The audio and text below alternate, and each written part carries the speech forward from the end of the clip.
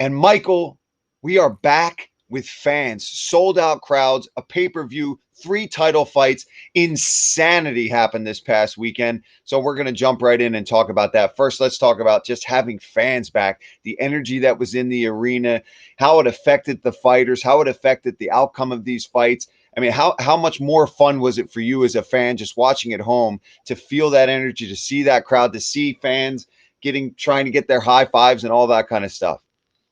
It was a blast. I watched it home with my mom and my fiance, and just we study a lot of fights, and when we study these old fights for these shows, Paul, you're used to hearing the fans in the background and things of that sort, but watching a live fight and hearing a sold out arena of 15,000 plus people, it was so special. The energy was great. I could feel it all the way at home. I couldn't imagine what it was like to be there. And I mean, what a treat for all the fans that got to attend that event, because not only was it cool to have fans back, but that was a special event in general. Even if we hadn't had the pandemic, that card was very special. The way things played out in those three title fights, it was phenomenal. What a great event it was, man.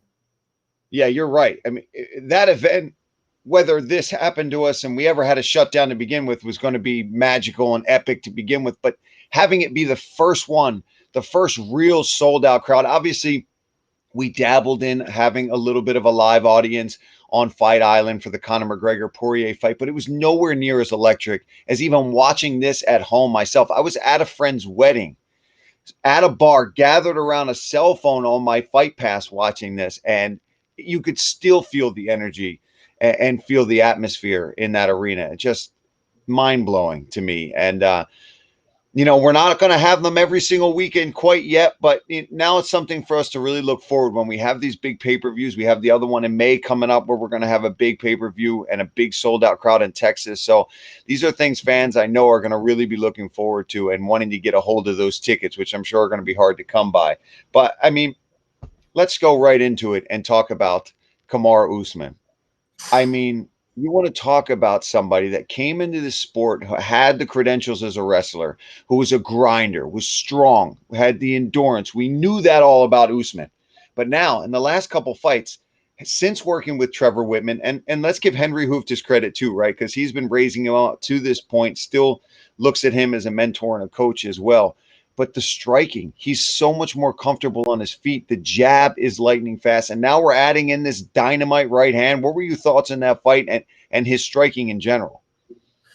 Well, it's just his evolution as a champion. We're getting a lot of comparisons of Kamaru to GSP, and I'm not trying to take a knack at George St. Pierre, but when you see George in his rise to becoming a champion, he was finishing a lot of guys. And when he got to the top, it seemed like he played it safe in a lot of his title fights. And like I said, I'm not saying this to disrespect the former welterweight champion, but when you look at Kamaru Usman, it's like the opposite. People weren't on board with Kamaru Usman. People weren't on board with the 30% Kamaru, and he used to get a lot of flack. And once he's established himself as a champion, he has become very exciting. These last two fights have been phenomenal, just brilliant knockouts. He's really coming into his power, and it's all started behind this effective jab that he's developed under the tutelage of Trevor Whitman. So the evolution of Kamaru Usman has been so impressive. I mean, at this point now, after this Jorge Masvidal knockout, he is going to be a huge draw in terms of pay-per-view buys, and he's just a superstar at this point. And that fight was stellar. I mean, nobody puts Jorge Masvidal away like that. That's the first time he's been finished in 12 years, and he really made Jorge eat his words in terms of him being very soft-handed. So just a brilliant performance from the champion. Yeah, I think that it's got to be so satisfying for Kamaru Usman, right? Anytime, and we know this as fighters, when anybody's talking a lot of trash, really trying to get in your head, making excuses for maybe why the first fight didn't go the way they had wanted, and then you go out and you get to put him away. I mean, he folded him, Michael. He folded him with that right hand. And we've seen Jorge go out there and be in battle, stand up wars with people, and never really get hurt. And even when he does get dropped, he bounces back. He recovers really well and comes back stronger even. And in this one, he just went out there and dominated and put him away like that. And I agree with you. His stock has risen so much after this fight. First fight back with a full crowd. huge pay-per-view. And not to mention, you've got these other title fights on that card that are only helping you, right? So maybe even if they weren't tuning in for Kamaru Usman, now they know who Kamaru Usman is. They should have already, but now they definitely know. You put a performance like that with that pay-per-view, with that crowd, now you've done it. You had the suits and the sunglasses and everything to act like the megastar before, but now everything, the style, the attitude is catching up with where he really is on the fans' radar. And I think after 261, Kamaru Usman's going to be selling some pay-per-views big time. Yeah, and speaking of the fans' point of view and the fans' opinions, let's talk about pound for pound rankings. Currently, right now, we got Jon Jones at number 1 as the pound for pound best fighter in the world. Kamaru number 2. Where do you agree with the pound for pound rankings? Do you think Jon Jones should be the number 1 ranked pound for pound fighter? Kamaru should be number 2, given the current status of everybody that's within the discussion of the pound for pound top 10? I think this is a tricky subject, and it always will be. It always has, right? Because it's kind of opinion based when we're talking about pound for pound. But I think that it makes sense to me, right? I know we're going to probably disagree on this one, and that's fine, right? We're finally going to give these fans what they want out there, Mike, and we're going to have a little bit of disagreement, right? We're not close enough to actually fight each other, thank God. But I think Jon Jones has done enough over the course of his career that he deserves to still be the pound for pound great. He's wiped out divisions. He's done all these things that Kamaru is just now starting to really scratch the surface and break the ice to do himself. But I think he has a little bit more time, just a little bit. I think if he keeps going in the trajectory that he's going, which is up, I think Kamaru will become the pound for pound greatest. If he keeps knocking these guys out and finishing people and dominating the welterweight division, he will be. But for right now, he still hasn't quite achieved, in my opinion, the GOAT status that Jon Jones has. But I will say this, that ice is very thin because he does have to fight again. He's got to go out there and cement that pound for pound legacy, or it's going to go away. See, for me, Paul, in my opinion, there's a big difference between the greatest of all time rankings and the pound for pound rankings. The pound for pound rankings fluctuate so much. We just had Khabib Nurmagomedov as number 1 before he relinquished the title and retired. And now that he's moved out, Jon Jones has moved back up. So with that being said, pound for pound rankings to me is based on what is current, who is currently fighting, who is currently making the moves and winning the fights to be in the discussion for pound for pound. Is Jon Jones the greatest of all time? Yes, 100%. I mean, the guy's had an amazing title run since he's 23 years old. That's greatest of all time rankings. Pound for pound rankings to me is way different. I got Kamaru as number 1 in the pound for pound rankings just because this guy's, not only is he currently fighting, in no disrespect to Jon Jones, he hasn't been in the mix in over a year. But Kamaru Usman just had 2 brilliant performances within 2 months of each other, 2 huge knockouts against 2 great fighters. And if Khabib Nurmagomedov can be the number 1 guy and then all of a sudden be shifted out and there can be so much movement in the pound for pound rankings, there's no reason why Kamaru Usman can't be number 1 right now. Yeah, you make a good point, right? There is a big difference between greatest and current pound for pound king. But again, I agree. I think Jones has got to hurry up, get on that horse, get into that heavyweight division and get yourself a fight. Because if he keeps going back and forth and negotiating all this money stuff, he is going to lose that status because you're right. You've got to be currently active and fighting to hold that status. So for me, he's on thin ice. For you, he should be out of there. But regardless of that, we got to talk about what is next for Kamaru. I mean, after a dominant performance like that, you go out there and get Jorge Masvidal. I mean, I still am just playing that knockout over in my mind. The way he folded him and then bumped him, it's just a thing of beauty and a perfect right hand. So obviously, Colby Covington was in the audience doing what he does, talking from the sidelines, trying to get that fight. He wants that rematch badly. But we've got some other interesting fights that are going to be taking place. We've got, Leon Edwards and Diaz in the co-main event for the next pay-per-view coming up. We were talking about Wonder Boy being an interesting matchup, and if he can get a win and go back in there because of styles make matchups, that's an interesting puzzle to figure out. Not many people are able to do that against Wonder Boy. So in your opinion, who do you think Kamaru wants next? Let me phrase it this way. Who do you think Kamaru wants next? And what do you think the UFC wants to make next? Well, obviously the UFC wants to make Colby Covington. I mean, Dana came out and said it, and Dana speaks for the UFC. They want the Colby Covington fight. I don't think Kamaru is that interested in it. I know Kamaru wants activity, So I could see him being interested in who comes out on top of the Burns Wonderboy fight, particularly if Wonderboy wins. And then there's always Leon Edwards and Nate Diaz. But I think the problem for the champion is, like you said, he's starting to lap these guys. And there's only a few guys within the top 7 that he hasn't fought yet. It being me and Wonderboy. So I think that I'm biased, Paul, because I'm in the mix. I'm biased because I'm on a 4-fight win streak. Aside from Leon Edwards, I'm on the longest win streak of guys within the top 10. So I'm a little biased as to who he should choose next, but I understand that he is the champion. He gets to choose who's next. So I don't think he wants Colby Covington. All Colby wants to do is talk from the sidelines. He wants to rely on that Tyron Woodley win and think it's enough and think that he can just talk from the sidelines and not get in the mix and fight more guys, particularly myself. And that's fine. It's up to Kamaru, but I'll take myself out of the equation. I think the Wonderboy fight would be super fun. I think if Leon Edwards beats Nate, there's a chance he could take that spot from Colby. But I do believe if Nate Diaz can beat Leon Edwards, I think he will jump the whole line, and that's who Kamaru will want to fight next. And I think that's just purely for business. Nate Diaz is good business. You're fighting Nate Diaz. That's good for the bank account. So if Nate Diaz can go out and have a stellar performance against Leon Edwards, that could be the next guy. Yeah, which is so amazing to me, right? I mean, when you look at Nate Diaz's just evolution in his career, he has become the money fight, right? When I look back to, I was in the crowd when he fought on Fox against Michael Johnson, and he had that whole Conor McGregor speech, "You're taking everything I worked for." I was in the front row in the crowd that night to see where he was then to what the draw and everybody wanting to fight him. I agree with you 100% on that. If Nate goes out and looks awesome against Leon, then he jumps the line. And it only makes sense to me for Kamaru. And it sucks for a lot of the guys, unfortunately, in the welterweight division, yourself included, right? Because he's going to be looking at these big money fights. But I think it works for you too, Michael, because let's say Nate goes out and looks amazing and he wants that title fight. He gets that. Then you do have the guys like Colby and these other top welterweights that are going to need fights. So let me ask you a quick question. I'm going to improvise a little bit here. Let's say Nate or Leon get that fight to step in. The winner of that goes and steps into the welterweight title picture. Of anybody in the top 5, who else? Who do you need to fight? Who do you want to fight that's going to line you up to get that title shot?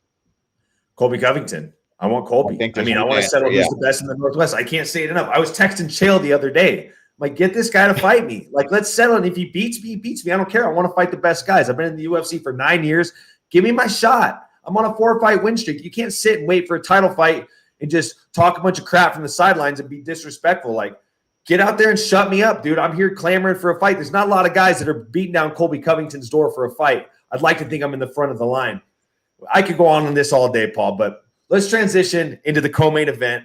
Let's cool me down a little bit before I get too worked up. Let's talk Rose Namajunas in her fight against the former champion, Weili Zhang. What a performance, Paul. Oh, my goodness. The way she threw that head kick was kind of like an off-speed pitch a little bit, right? Weili did get her hand up like to block it, and it almost snuck through the front and caught her on the jaw early in the fight. She was so cool, so hyped up and focused. And we've talked about it. We talked about it last week that for Rose Namajunas, it's so important for her not to only be physically prepared, but to be in a good mental state, to be mentally prepared. And it seems like she's really working all of those things out so that she can be consistent on fight night. You almost have to have a list of things. Okay, I've got to go through this. And for this one, it was just reassuring herself and reaffirming that I am the best. I am the best. And to see that with a crowd, with them screaming as she's being introduced by Bruce, it gives me chills thinking about that. Just sitting there seeing Rose, I'm the best, I'm the best. And the interview afterwards with Joe, you want to talk about an athlete that cemented her legacy on Saturday night with that pay-per-view. You've got Kamaru, who did what he did. Unbelievable. But in the co-main event, Rose, to go out there with this confidence, there was none of that fear that we've seen in the past for her, or uncertainty. She seems to be able to wash that all away now on fight night. And it was a thing of beauty to me.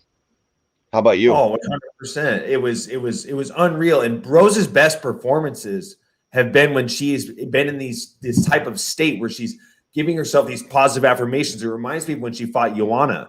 And I remember Joanna getting in her face at the press conference, and Rose was saying things to herself and nobody knew what they were. And after the fight, she revealed what she was saying. And I can't remember what it was off the top of my head, but it's the same situation where she has her most brilliant performances have been when she has given herself the mental strength and when she's giving herself the positive affirmations, repeating them to herself. And I'm sure her corner men are doing the same thing as well. And it's when you pair that with the technical skills, this is a very dangerous woman. The thing that was so impressive to me about that kick, Paul, is it's like, let's talk like Edson Barboza. When Edson Barboza throws that lead 9, you see him switch his hips and he really rips it. He throws it with a lot of power. Rose, it didn't look like she meant to throw that to knock her out. She just flicked it up there. It was a timing thing. She saw an opportunity to land that kick, and there was no tell on it. She probably threw that with not even half the power that she can throw her kicks with. And that's what's so impressive is it still pierced the guard of Wei Li and put her down. I mean, technical skills will take you very far in this sport, but to be great, it boils down to what goes on between the ears. And Rose has shown that she's as mentally strong as any champion that we have in the UFC. And the ceiling is very high for her. I mean, the praise from all the people around the world after that performance, like you got all sorts of athletes and musicians and famous people that are talking about Thug Rose. I mean, for Christ's sakes, Lil Wayne wants to make a song called Thug Rose. If Lil Wayne's saying he wants to make a song named after you, you freaking made it. So good on Thug Rose for that performance, man. I couldn't be any more proud for her and her team. Yeah, just a stellar performance. And speaking of stellar performances that night, let's talk about Trevor Whitman, who coached Kamaru Usman and Rose Namajunas that night. And just his reaction was, oh, yeah, this is how it's going to be. Everybody else is losing their minds. And Trevor's reacting like, well, of course, this is what I expected my athletes to do. And I think we got to say that he's probably a very early front runner for Coach of the Year this year. I mean, I don't know what he's doing over there, but even when you just talk to Trevor, I've had a lot of bus rides. Obviously, he's done, the coaching commentary for us on the sidelines when we're there live. And he's just such a brilliant mind coming from the boxing background, but he really has devoted himself to mixed martial arts and how boxing and how striking works for this sport, not for kickboxing, not for boxing, but how striking can be effective in mixed martial arts. So what do you think? You think possible Coach of the Year this early in the year? And have you had any interactions or have you had any training with Trevor Whitman over the years? I have not trained with Trevor Whitman, but like you, I've had a lot of conversations with him, and I do think he's a front runner for Coach of the Year because we might not see Rose and Kamaru for a little bit, but we know Justin Gaethje's clamoring for a fight, and if he can go out if Justin Gaethje can go have a stand-up performance, that will cement Trevor's spot as the Coach of the Year. But when it comes to Trevor's reactions, a lot of people think it is perceived to be that he's expecting these types of results from his athletes, but that's not the case. Trevor is always very concerned when he sees somebody get knocked out. Like everybody's like, when Gaethje's had these brilliant performances, you'd expect Trevor to jump up out of the corner and freak out, but he's genuinely concerned about the fighters, whether it's his fighter or the people the fighters that his fighters are facing, the opposition. He's always concerned about the well-being. So when someone gets knocked out, that's concern. I mean, he's always going to expect his athletes to perform well, but that reaction is sheerly out of concern for the athlete on the other side of that KO. And that I think that's also what makes him special is he wants the greater good of the sport and he coaches these killers, but he's always concerned about what happens when his fighters take off and show their skills because it results in devastating KOs. But, you got 2 knockouts on this card, main and co-main event, 2 of Whitman's fighters. You think that either of these fights, Rose or Kamaru Usman, you think either of their fights could be front runners for knockouts of the year, since we're talking about of the year awards right now? Of course. I think especially that Kamaru knockout sticks out to me because you've got a guy that everybody thinks, oh, he's going to go out there. He's going to use his wrestling. He's dominant there. He's so strong. You can't do anything about it. And he just flips the script, comes out, and is shown just better and better striking every time. I think that speaks to the coaching staff around Kamaru Usman, and I think it speaks to him as an athlete because he could have just decided to try to take Masvidal down, and that may have been the easier path to victory, but he decided that he's not going to do that. He's going to stand with him. He's not going to do the, play with his feet as Masvidal so delicately put it before the fight. So that one, whenever you get a fighter that you're kind of not expecting to do something like that, and he does it, and the way Masvidal folded it, I think that one is going to be up there. But again, another one that we got to talk about, of course, that Corey Sandhagen knockout is the one that really sticks out. How about you? Which one was more impressive to you? Let's start there. The Kamaru Usman knockout or the Rose Namajunas knockout? I mean, they were both fantastic, but which one got you to jump out of your seat a little more? I mean, they both got a fairly equal reaction out of me. But when I think knockout of the year, I think to me it's polarizing pictures you see. Like when you see a knockout of the year, it's like when you talk about like Jorge Masvidal versus Ben Askren. It was like these great pictures came out of Masvidal landing that flying knee, and I feel like the knockout of the year goes to the one that has the best still shots. You know what I mean? When you see these great still shots that are going to be etched in the history books of mixed martial arts. That's what stands out to me when I think of knockout of the year. And I think that Kamaru Usman Masvidal knockout, the pictures that came of that I've seen so far with the sweat spraying off of Masvidal, it's like that's a picture that's going to be etched in the history books of mixed martial arts. So if I had to pick between the two, I would take Kamaru, but we still got a better half of a year ahead of us. So I'm sure there's going to be more knockouts.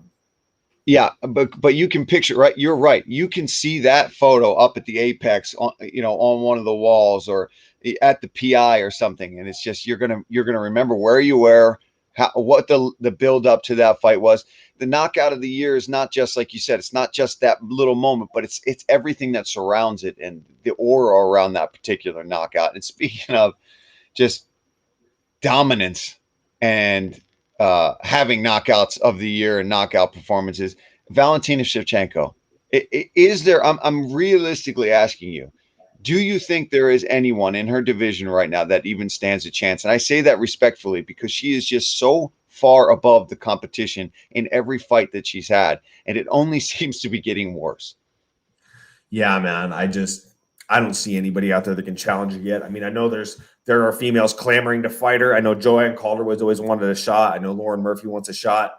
They're going to fight in July, and that could potentially settle who's going to go on to fight Valentina next. But I just think that is a very tough mountain to climb. I think that Valentina, she came out in this fight. She fought. It's like she had a chip on her shoulder. She fought mad. It's like she did. I expected her to kickbox Andrade and it's kind of do what she does best and stay within her wheelhouse. But it's like she was mad that Andrade was talking about how she could take her down and put this type of pressure on her. Valentina was just like, yeah, right. You're denied. Clinched her, took her down, ragdolled her, and just finished her in such dominating fashion. And it was even a little fired up on the mic, Paul. So that's a very tough mountain to climb for these flyweights. I think it's going to be a bit before we see a female really give her a run for her money. Yeah, I agree. I think that the fight to make is the Calderwood and Murphy winner, probably.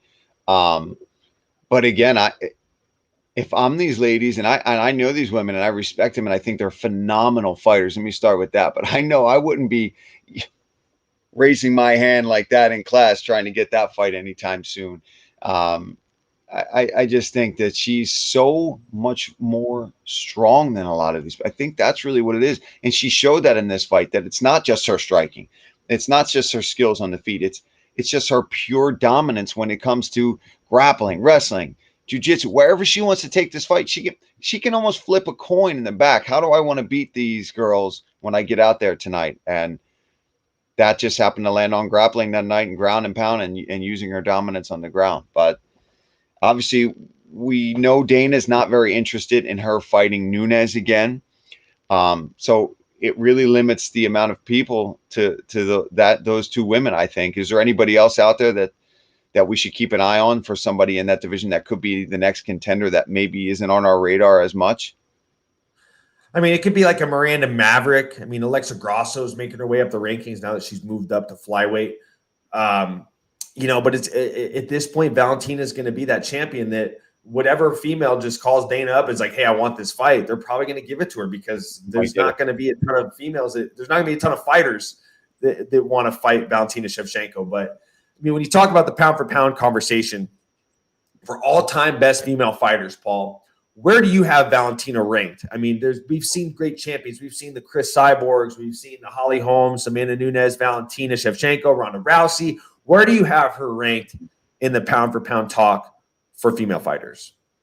Definitely top three, right? I mean, I think Amanda Nunes is number one, right? We know that. And, if Rose just had another spectacular performance, she gets back up there.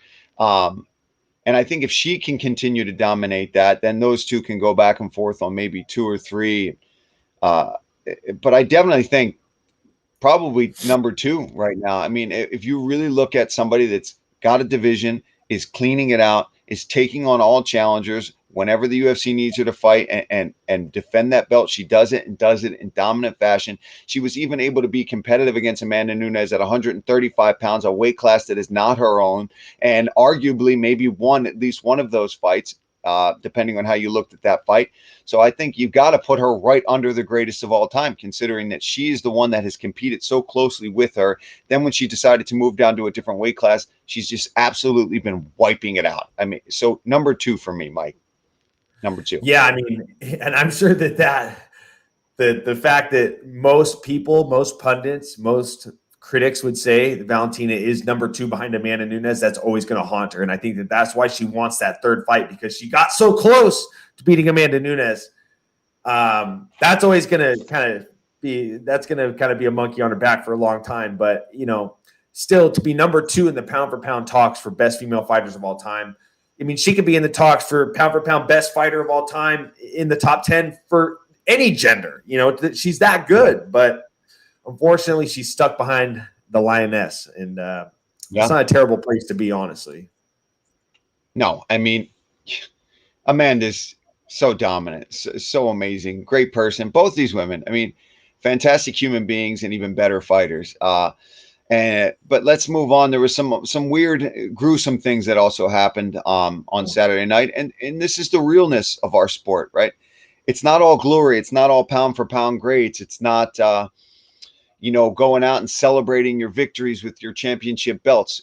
We go through a lot of pain and misery to be where we are in this sport, and there are 2 gentlemen in particular that I'd like to throw some well wishes out there to. Chris Weidman, number 1, obviously, who fractured his shin bone and both the bones broke in half there, which is just insane when you look at how things play out. And that he had the fight with Anderson Silva where unfortunately he snapped his shin bone. And then Chris goes out there and does the same thing. It's just such a brutal, painful injury that I know he's in the hospital now. I know he's had successful surgery. So Chris, from me and Michael, I know Mike's going to have some things to say too. I just want to wish you all the best. And even for Jimmy Crute, I want to say, Jimmy, way to show some heart. Way to try to fight through it. You're a G for that. I know you got kicked right on that top part of the calf and your whole leg went dead, but not for a minute was he looking to quit. And Mike, we've had some calf kicks, we've had some shin, bumps and bruises, but to see that happen again was really unfortunate. Yeah, first and foremost, my heart goes out to the Weidman family, and I've always been a Strong Island guy myself. Big fan of those boys, and and Jimmy Crute, way to be a badass, man. Just way to just show true grit. But Paul, you and I have talked countless times about the effectiveness of calf kicks, but when have we ever had the discussion about when things can go wrong? And that is exactly what we saw on Saturday night. Chris Weidman, he's a very polished fighter. He there's nothing he did wrong, but it's like he loaded that calf kick up to throw with bad intentions. And that's not a kick that you want to really step outside and load that hip up and really try to chop the calf. It doesn't take that much. I think he was just really fired up, and he really loaded that calf kick up. And that's just a risk you run when you're fighting a guy in Uriah Hall, who the guy has he's a statue of a stance. He's a polished kickboxer. Those shins are as hard as a telephone pole. And to load up that kick like that, I mean, that's just a risk you run when you throw a calf kick like that. And I don't know if you've seen the X-ray pictures, but I mean, his tibia and fibia are just like they're just gone, And it's just that is the reality of this sport. That is the risk that we have to deal with every time we step out there. And it's just unfortunate for Chris Weidman. It's unfortunate for anybody that has to deal with that type of injury. And we've seen it a few times in mixed martial arts, not just UFC. I mean, I had a former teammate of mine, same thing happened to him. He tried to throw a low calf kick which is weird about this, in an opposite stance, tried to throw a left low inside calf kick, and the guy just turned his shin in, boom, snapped his tibia and fibia. Same thing, same injury as Weidman, virtually same spot, same surgery and everything. So thankfully, that former teammate of mine recovered. I think Chris Weidman is going to bounce back. Wouldn't be surprised if we see him compete again, and I hope we do. Yeah, I can't say that I hope he does. For the sake of his wife and his kids and his family, I don't say this very often, but after that one, when it's been back and forth with wins and losses, I think that should be time to find something else to do. And you're right. The reason that it happened, one of the reasons that it happened, first of all, you're fighting a fantastic striker in Uriah Hall. That could happen no matter what, right? He knows how to check kicks. He knows how to be in the proper position. But you can't step across that dramatically when you're aiming for the lower leg, because as I make that movement and you see my leg coming up, and if I'm a good kickboxer, I'm already prepping and turning my leg out. Okay, you're going to kick me somewhere on my leg. You can't cut across that center line. So for any you inspiring strikers out there, if I want to attack that low shin, that calf, I want to be on this side of it if I'm attacking the lead left leg. I don't want to be over here. The meat of where I want on that calf is behind it and on the side. So the better way to do it is to draw the attention up here, move to your own right, to their left, and attack that leg. So you can't go across that line. I think Duke has always taught me, even with the thigh kick, why am I going to go all the way over here, pick it up, and then land it? In MMA, you've got to be more sneaky because takedowns are there and guys are looking to check those kicks. So it's not just Muay Thai. You don't have time to jump across and just throw kicks. You've got to set things up and be more efficient with it. Down the line, Paul, down the line, I think you and we need to start a podcast called the UFC Calf Kick Podcast, because you and I, man, when we get going on the calf kicks, the passion comes out. Like, God damn. It's too much. Right. It's too much. Right. It is. Moving on. It's a rabbit hole that's endless. But let's get to our 5 rounds, Paul. Let's talk round 1, Reyes Prochazka, this Saturday at the Apex. Super stoked for this main event. What are your thoughts on that fight, as well as is there another fight that stands out to you on the card? Yeah, of course. My man Giga Chikadze and Cub Swanson. I mean, striker's delight, right? Cub, super unorthodox, super veteran, fun, always great to watch on the feet. And Giga Chikadze, former pro kickboxer, love watching his stand-up. Some of the most brutal knees you'll see. The left kick from hell, loves to go after that liver, and it's just always developing his overall MMA game there. I think he's out at King's MMA working with those guys and Rafael Cordero. So great camp behind him. And Cub, just looking to use this fight to kind of launch his career back, get to those bigger fights. How about you, Mike? What sticks out to you? I'm just excited for the main event. I've been a Yuri Prochazka fan for so long. His fights in Japan were great. He's just this polarizing guy from the Czech Republic, and he's got this unorthodox fighting style, and he's got these unorthodox strikes. And we saw what he did to Volkan Oezdemir in his UFC debut, and nobody does that to Volkan Oezdemir. He's as tough as they come. So I'm super excited to see how he matches up against Dominic Reyes, the former light heavyweight challenger. I think it's going to be a sick main event. 2 big guys going at it. Look, whoever wins this fight could be in the front runner for #1 contender at light heavyweight. It's kind of wide open right now behind Glover Teixeira. So I think that's going to be a really fun fight for sure. Yeah, absolutely. He's a bit of a wild man in there, and that's always fun to watch. And round 2, Adesanya Vettori 2 is happening in June 12th. Is that what I was told? Yeah. June 12th. Location to be determined, but an amazing main event. We've got the champion who obviously wants to get back in there and wipe that slate clean from his attempt at the 205-pound division, go back to where he's been dominant at middleweight. Do you think this was the right call? Do you think this was the fight to make? We talked about this in our show and one of the roundups when we were kind of going over this whole middleweight madness, that this would potentially be the fight to happen, especially if Robert Whittaker wants to sit out and wait till a later date. Adesanya made it clear he wanted to get in there, and Vettori obviously has been begging for this rematch. How excited are you for this one? Oh, I'm pumped. And not to mention, there's going to be a sold-out arena for this show. There's going to be fans at this one. And I think that this is the fight to make because Robert Whittaker, they offered him the fight. He can't step in because, A, he's a little banged up from the Gastelum fight, and he has to go home and quarantine for 2 weeks. And that's not ideal when you're going to go in to rematch the middleweight king in Israel Adesanya. So I feel like that this is the fight to make. Vettori wants it. Izzy wants to compete. So let it fly, man. Let the fans enjoy a nice little middleweight fight that, the middleweight tournament ensues. And now it turns out to be that Robert Whittaker is the guy at the end of the road that's going to be in the finals. So super excited to see Vettori get his shot again against Israel Adesanya. Yeah, me too. I mean, the guy's very passionate about being the best. He wants to be a champion. He's obsessed with MMA, and to see him fulfill his dream and go out there. And listen, we've got to give some credit to him too. When fighters fell out and Darren Till couldn't make that walk, he didn't care. He accepted whoever was put in front of him, and he went out there and won. So we've got to remember that too, that there's always two sides to that. When a fight falls apart, that the guy who is already scheduled has to accept who's being replaced. So good on you, Vettori. Congratulations on getting that title shot. Round 3. Oh, I don't even like talking about this guy. Round 3, Michael. Round 3. DC got into it with your boy, Jake Paul. What do you think about that? My boy. He's not my boy. That's for sure. Man. I thought you guys were friends. No, absolutely not. If I look at your YouTube feed right now, I guarantee the first thing I see is Jake Paul videos. That's what I'm going to do. Yeah, maybe if my niece and nephews are playing with my iPad, but look, man, if there was a Papa Bear of the UFC, it would be Daniel Cormier. And you don't poke the bear. You don't mess with Papa Bear. And when you hear DC say it with conviction that he wanted to grab him by the face and throw him on the ground when he confronted him at UFC 261, best believe that he's not saying that for Twitter likes or to get any type of attention. Daniel Cormier does not care about that. He is the former double champion. He was the heavyweight king.